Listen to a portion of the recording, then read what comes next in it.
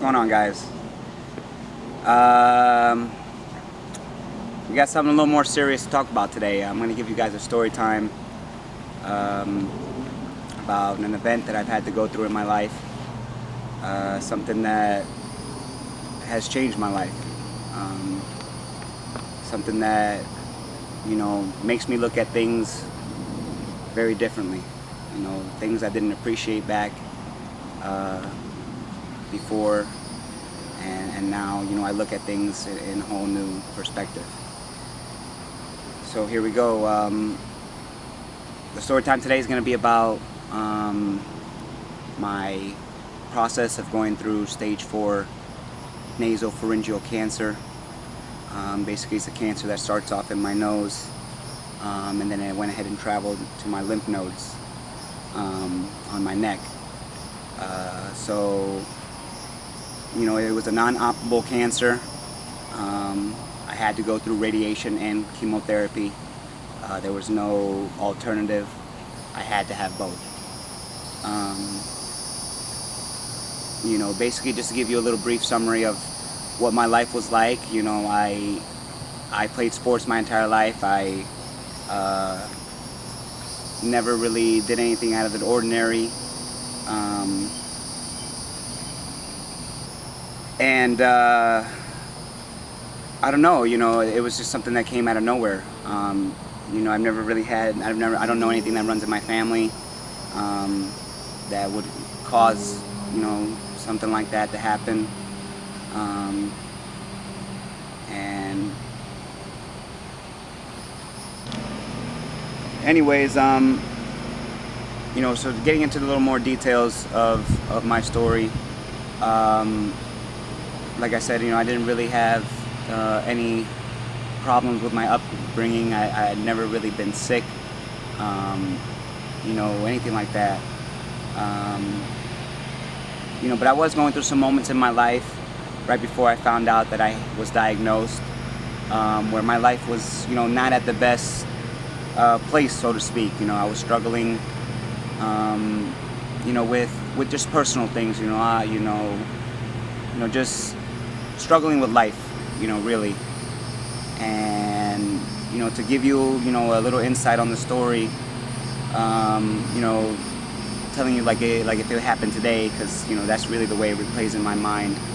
I remember walking into the hospital after I had to have ultrasounds, blood work, PET scan, just about any type of scan to find out.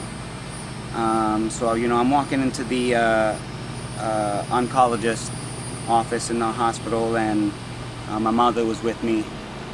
And we walk into the room, and I'm being very hopeful. I'm not thinking that I'm in basically the cancer center of the hospital.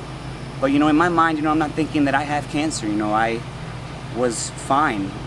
There was nothing really wrong with my body that I can say that was,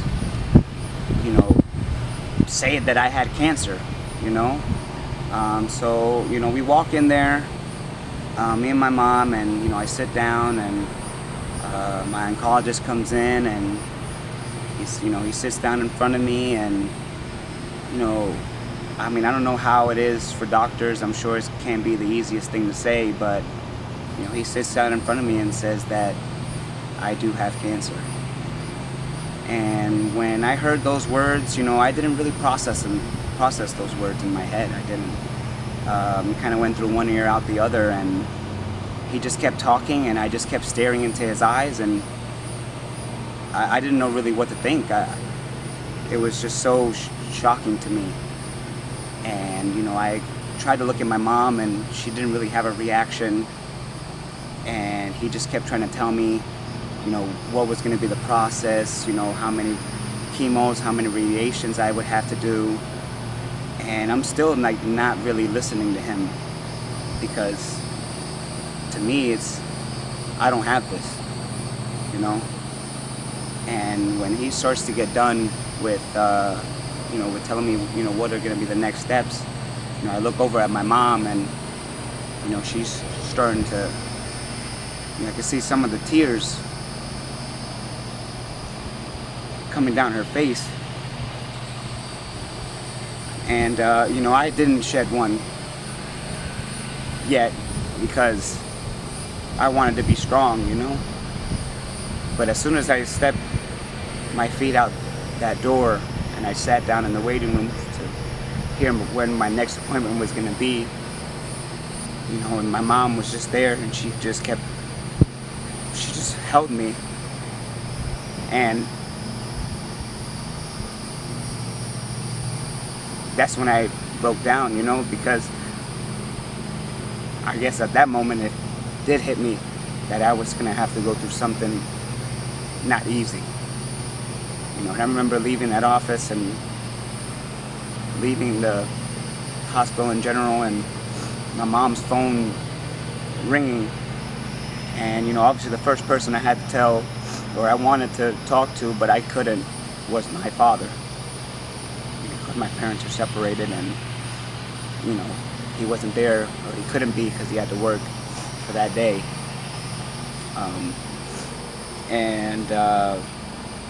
My mother ended up calling him, and obviously she was crying. And when she put my father on the phone and I was speaking to him, he was also crying, and he was telling me that everything was going to be okay. And at some point you gotta feel some negativity a little bit, because it's the C word. Those, you always hear about people dying from those situations, and it's something that was very difficult for us.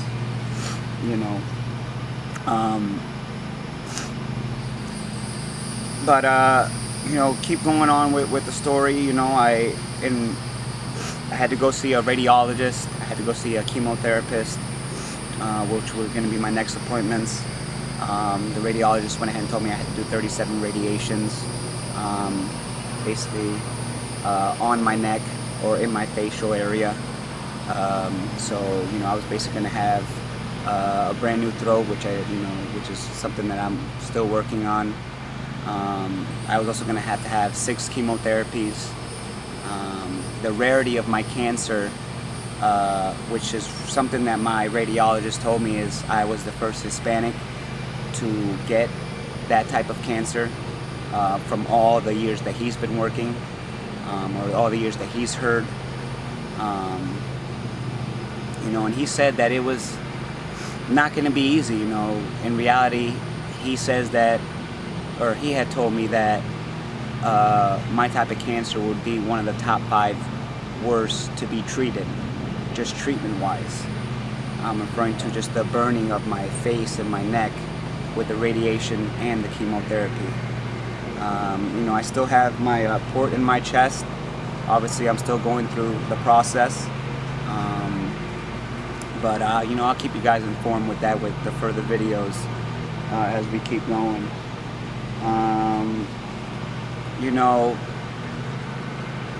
This is just something that I wanted to share with you guys. I remember a couple stories, just me going through the process of cancer, where every time I would have to go in through the radiation to get my radiation treatment, I would always pray, just to try to keep my faith strong, to keep my family strong, because I know that they were fighting with me, and without them I don't know if I would be here today to tell you guys this story. But I would always pray, I would always pray for my family. I would pray for my friends, my wife, my health, for other people's health. I would pray for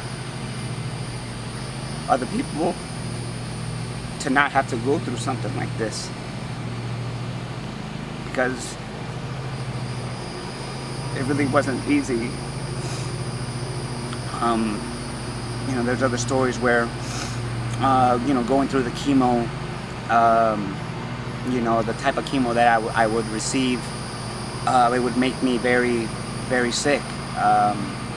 I couldn't eat. I ended up getting a feeding tube because I couldn't swallow anything through my throat. So I had to get an operation for that. With my chemos, you know, 2 or 3 days, maybe a week, I would go with whatever I would eat. I would throw it up within a half hour to an hour. You know, it was tough. It was really tough. You know, and I know there's people out there that are going through the same thing, and you know, I just hope that you guys just keep fighting. Keep fighting. The fight don't stop. You know, even now, you know, the world doesn't slow down for people like us. You know it. It's just hard, you know. It's hard for not only you as a person, but it is hard for your family and for people that care about you. Because it's hard for them to see you in a state of where you know you can't really do anything for yourself.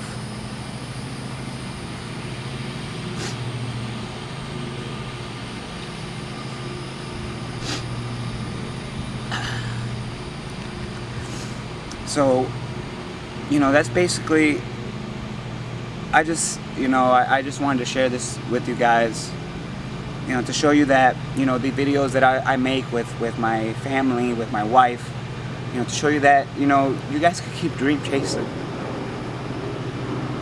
You should never stop chasing what you want to do or what you want to believe in.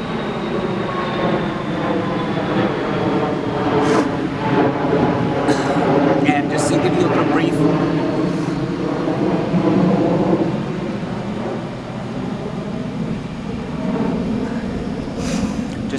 brief, you know, cause and effect of how things, you know, go. You know, right now I just got married. You know, I'm looking for a spot for me and my wife.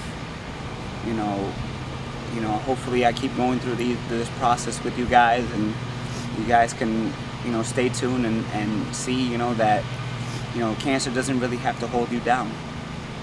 You know, it doesn't have to hold you down, doesn't have to hold your family down. But it will. It will, for a moment in time of where you're going to be going through the worst part of your life.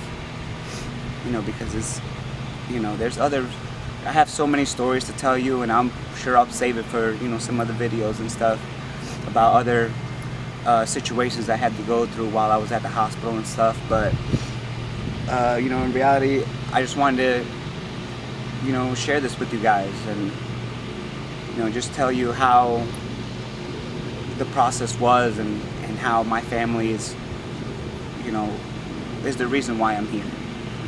My faith is the reason why I'm here. You know, the one and only man above that gave me the ability to share this with you guys. And, you know, if there's any of you guys that need help or just need some advice, just hit that, you know, don't forget to comment. You know, I will for sure definitely give whatever advice, whatever help I just, you know, if there's any video that I would like for people to watch, to see, it would be this one. So yeah, guys, that's really gonna do it. You know, like I said, was a very emotional video for me. This is actually kind of one of the first times I actually talk about it. And yeah, guys. Well, you know, just to give you guys one positive from the video, I did find out in November of this past year, 2016, that I am cancer-free. Now that doesn't mean that the risk, you know, obviously the risk is still there. I still have the port in my chest, and I have my next appointment will be in August for my next CT scan. I have to go for a CT scan every 4 to 6 months for 5 years. And then after the 5th year, I'll be able to go every year to check up. So, you know, this is something that's going to be a part of my life for the rest of my life. And like I said, I just want you guys to know that, you know, cancer doesn't have to win. You guys can win. Alright? Appreciate the love, guys, and I'll see you guys on the next one. Like, comment, subscribe, and see you guys.